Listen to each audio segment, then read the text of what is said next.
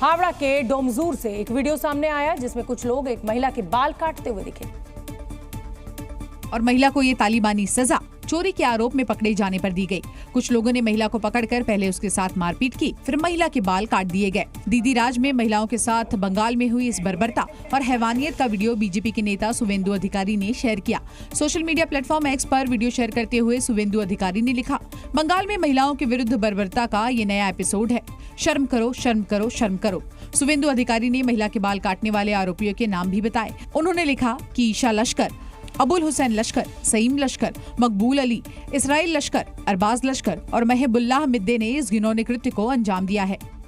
Video share करते हुए BJP नेता ने आरोपियों के खिलाफ कड़ी सजा की मांग की और साथ ही ममता सरकार को भी आईना दिखाया। हावड़ा के डोमजूर में दिन दहाड़े महिला से बर्बरता हुई तो मामले ने तूल पकड़ा। विवाद बढ़ने पर पुलिस ने 7 लोगों को गिरफ्तार कर लिया और आरोपियों के खिलाफ गैर जमानती धाराओं में मामला दर्ज कर लिया। वही मारपीट की इस घटना के बाद पीड़िता भी सामने आई और उसने पूरे मामले का खुलासा किया। আমরা তো গরিব মানুষ, আমরা পুলিশের কাছে যে কি করব? পুলিশ কি আমাদের কথা শুনবে? কতজনের চুল কেটেছে আপনাদের? 3 জনের। কার কার? আমার বড় ছেলের, আমার স্বামীর। पीड़िता ने आरोप लगाया कि गांव वाले अब उसे यहां नहीं रहने देंगे और उसे देखेंगे तो मारेंगे। हालांकि पीड़िता के इन आरोपों पर गांव वालों की तरफ से अभी तक कोई सफाई सामने नहीं आई। गांव वालों ने आरोप लगाया कि महिला बार बार चोरी करती है और इसलिए उसे ये सजा दी गई है। हालांकि कानून हाथ पर लेने के लिए भी गाँव वाले माफी मांगते नजर आए। बार बार एरम तारा चुरी चामारी करे, करार परे आमरा ग्रामबासीटाके बार बार थ्रेटिंग देওয়ার পরে তো কিছুতেই না মারার কারণে ওকে আমরা গ্রামবাসী মিলে সকল মিলে ग्रामे আমরা আপোষ একটা মীমাংসা করি। गांव वालों का कहना है कि उनसे गलती हुई और प्रशासन जो सजा देगा वो भुगतेंगे। हालांकि इस मामले को बीजेपी ने बंगाल की बिगड़ती कानून व्यवस्था से जोड़ा। बीजेपी नेता शहजाद पूनावाला ने प्रेस कॉन्फ्रेंस की और आरोप लगाया कि बंगाल में संविधान का राज खत्म हो गया है। और शहजाद पूनावाला ने दावा किया कि बंगाल में न्याय अब संविधान से नहीं बल्कि शरिया कानून से किया जा रहा है। प्रत्येक दिवस की घटनाएं आम बन चुकी है कि इस प्रकार के कैंगरू कोर्ट या शरिया इंस्पायर्ड तालिबानी कोर्ट पश्चिम बंगाल में लगते हैं, जहां पर महिलाओं के साथ किस प्रकार का व्यवहार किया जाता है ये आपके सामने। शहजाद पूनावाला ने आरोप लगाया कि आरोपियों को ममता सरकार का संरक्षण प्राप्त है और इसलिए अपराधी बंगाल में खुल्लम खुल्ला अपराध कर रहे हैं। आज एक बात तो स्पष्ट है कि ऐसे शरिया कानून के तहत तालिबानी कोर्ट को चलाने वाले और महिलाओं का उत्पीड़न, महिलाओं के साथ प्रताड़ना करने वाले अपराधियों को तृणमूल कांग्रेस और ममता दीदी की सरकार का संपूर्ण समर्थन प्राप्त है। शहजाद पूनावाला ने कहा कि चाहे संदेश खाली की घटना हो या दिनाजपुर की घटना हो, बंगाल में अपराधी बेखौफ हैं और महिलाओं को देवी का दर्जा देने वाले देश के अंदर ही बंगाल में महिलाओं का बुरा हाल है। वहीं इस घटना के बाद से हावड़ा के डोमजूर इलाके में तनाव का माहौल पैदा हो गया है। चूंकि पुलिस लगातार वहां पहुंच रही है, इसलिए इलाके के लोग भी गिरफ्तारी के डर से सहमे हुए हैं। चूंकि जानकारी मिल रही है कि महिला पर चोरी का इल्जाम लगाने के बाद कुछ लोगों ने कंगारू कोर्ट लगाई थी और एक तरह से पंचायत लगाकर आपस में बैठकर ही तय किया था कि महिला के बाल काटे जाएंगे। इसलिए उस कंगारू कोर्ट में जो जो लोग शामिल थे उनके खिलाफ अब पुलिस सख्त है। पुलिस ये पता लगा रही है कि कंगारू कोर्ट में केवल एक ही परिवार के लोग शामिल थे या फिर मोहल्ले के लोग भी इस जुर्म में गुनहगार है।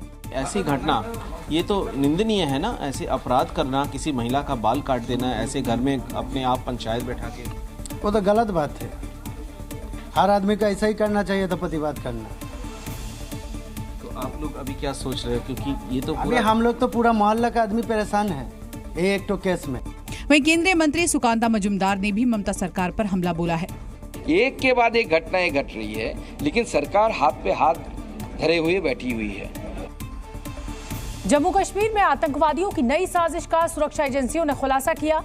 खुफिया सूत्रों से मिली जानकारी के मुताबिक डोडा में आतंकी एक साथ नहीं है बल्कि कई ग्रुप्स में बंट गए हैं और आशंका जताई जा रही है डोडा में 25 से 30 आतंकवादियों के छिपे होने की संभावना है। ये आतंकी अमेरिकन M4 असॉल्ट राइफल जैसे खतरनाक हथियारों से लैस हैं।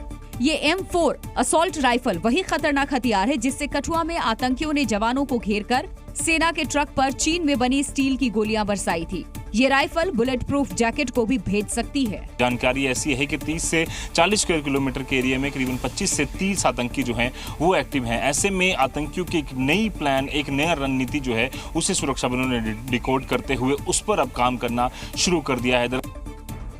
भारतीय सेना के जवान जम्मू कश्मीर से आतंकवादियों का नामो निशान मिटाने के लिए दिन रात जागकर जम्मू और कश्मीर के पहाड़ी इलाकों में डटे हैं, लेकिन आतंकियों का कहीं कोई सुराग मिल नहीं पा रहा। और भारतीय सेना के लिए सबसे बड़ी यही चुनौती है, क्योंकि आतंकी इन दिनों हिट एंड रन जैसी रणनीति पर काम कर रहे हैं। यानी कि आतंकी पूरे प्लान के तहत खुद अपने निशान या फुटप्रिंट छोड़ रहे हैं और फिर उस इलाके में छिपकर सेना के जवानों का इंतजार करते हैं। और जैसे ही सुरक्षा बल के जवान उनकी तलाश करते हुए वहां पहुंचते हैं, पहले से तैयार बैठे आतंकी मौका पाकर चौतरफा हमला कर देते हैं। उसके बाद आतंकी एक बार फिर से छिपते हैं और अपनी लोकेशन जो है वो चेंज करते हैं। इसे हिट एंड रन टेक्निक जो है गुरिल्ला वॉरफेयर कहा जाता है और ये आतंकी पहले भी कई बार इस्तेमाल कर चुके हैं। आतंकियों की इस नई रणनीति से सुरक्षा बलों को काफी नुकसान पहुंचा है और सिर्फ 1 महीने के भीतर ही हमारे देश के 12 जवान शहीद हो चुके हैं। लेकिन जम्मू कश्मीर में आतंकी वारदात बढ़ने के पीछे एक और बड़ी वजह है और वो वजह है लोकल सपोर्ट। सेना के अधिकारी लगातार यह आशंका जता रहे हैं कि आतंकियों के साथ कुछ गाइड भी मौजूद हैं।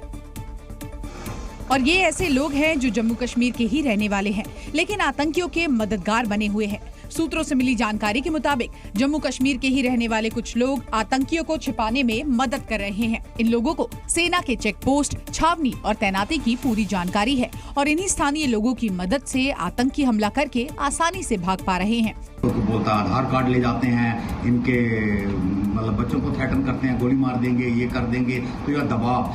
तो ये जिम्मेवारी लोकल पुलिस की बनती थी कि अगर 6 महीने से ये यहाँ काम कर रहे थे, किसी को पता होना चाहिए था। तो एक किस्म का ये इंटेलिजेंस फेलियर भी है। और इसीलिए कठुआ और डोडा के गुनहगार आतंकी अभी तक सेना की रडार से दूर हैं। वहीं आतंकियों की तलाश में जुटी सेना को एक बड़ी सफलता हाथ लगी। सेना ने आतंकियों के पास से बड़ी मात्रा में हथियार बरामद किए और ये हथियार जम्मू कश्मीर के केरन सेक्टर से बरामद किए गए। इन हथियारों में 2 राइफल, 5 हैंड ग्रेनेड और भारी मात्रा में मैगजीन शामिल है। कल सुरक्षा बलों ने एलओसी से जम्मू कश्मीर के केरन सेक्टर में घुसपैठ करते हुए 2 आतंकियों को मार गिराया था और उन्हीं आतंकियों के कब्जे से ये हथियार बरामद हुए हैं। दोनों आतंकी बॉर्डर पार करके भारत में घुसपैठ करने की कोशिश कर रहे थे, लेकिन भारतीय सुरक्षा बल के जवानों ने उन्हें बॉर्डर पर ही ढेर कर दिया। देश की राजधानी दिल्ली में किडनी रैकेट का पर्दाफाश हुआ है। क्राइम ब्रांच की टीम ने इस रैकेट में शामिल 8 आरोपियों को गिरफ्तार किया। बताया जा रहा है कि ये गिरोह पिछले कुछ ही समय में 34 अवैध किडनी ट्रांसप्लांट को अंजाम दे चुका है। इस रैकेट के तार दिल्ली के अलावा 4 राज्यों गुजरात, हरियाणा, मध्य प्रदेश और उत्तर प्रदेश तक फैले हैं। दरअसल कुछ दिन पहले ही क्राइम ब्रांच को दिल्ली से चल रहे इस नेटवर्क की जानकारी मिली थी, जिसके बाद क्राइम ब्रांच के अधिकारियों ने जाल बिछाया और आरोपियों को धर दबोचा। संदीप को अरेस्ट किया। इसके साथ जो 7 लोग और थे, जिनका जो रोल है उस हिसाब से उनको अरेस्ट किया। उसके अलावा 5 पेशेंट, 2 डोनर भी ट्रैक किए। क्राइम ब्रांच के मुताबिक इस गिरोह के सदस्य किडनी ट्रांसप्लांट के लिए 35 से 40 लाख रुपए वसूलते थे। इसमें से 5 लाख रुपए गिरोह का मास्टरमाइंड संदीप आर्य रख लेता था, जबकि 5 लाख रुपए डोनर को दिया जाता था। इसके बाद बाकी बचे पैसों को गिरोह के सदस्यों के बीच बांट दिया जाता था। गिरोह के सभी सदस्यों को अलग अलग काम दिया गया था। कोई डोनर को ढूंढता तो कोई मरीज की व्यवस्था करता था, कोई सदस्य फर्जी डॉक्यूमेंट तैयार करवाता था। गिरफ्तार किए गए आरोपियों से पूछताछ के बाद पुलिस इस गिरोह के बाकी आरोपियों की तलाश में जुट गई है। उत्तर प्रदेश के झांसी में जेल से रिहा होने के बाद आरोपी रिंकू राजपूत को जमानत का जुलूस निकालना भारी पड़ गया। पुलिस ने एक बार फिर आरोपी रिंकू राजपूत को गिरफ्तार किया और सलाखों के पीछे पहुंचा दिया। झांसी पुलिस ने जमानत के बाद जुलूस निकालने के आरोपी रिंकू राजपूत के साथ उसके 20 साथियों को भी अब गिरफ्तार कर लिया है। पुलिस ने इस दौरान जुलूस में इस्तेमाल की गई आरोपियों की कई कारों को भी जब्त कर लिया।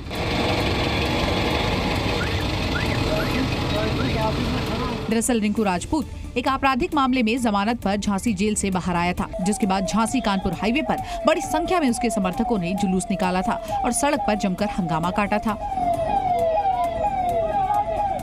जिसका वीडियो सोशल मीडिया पर वायरल होने के बाद पुलिस ने कार्रवाई की और ट्रैफिक बाधित करने और मोटर व्हीकल एक्ट की धाराओं में केस दर्ज कर लिया और रिंकू के साथ उसके 20 साथियों को भी अब गिरफ्तार कर कोर्ट में पेश किया, जिसके बाद सभी को जेल भेज दिया गया है। फिलहाल पुलिस जुलूस में हुड़दंग करने वाले रिंकू राजपूत के बाकी साथियों की तलाश कर रही है। रिंकू राजपूत तथा इनके 20 साथियों को गिरफ्तार किया गया तथा रैली में शामिल 6 गाड़ियों को सीज किया जा रहा है अन्य साथियों तथा वाहन की तलाश हम लोग कर रहे हैं। जी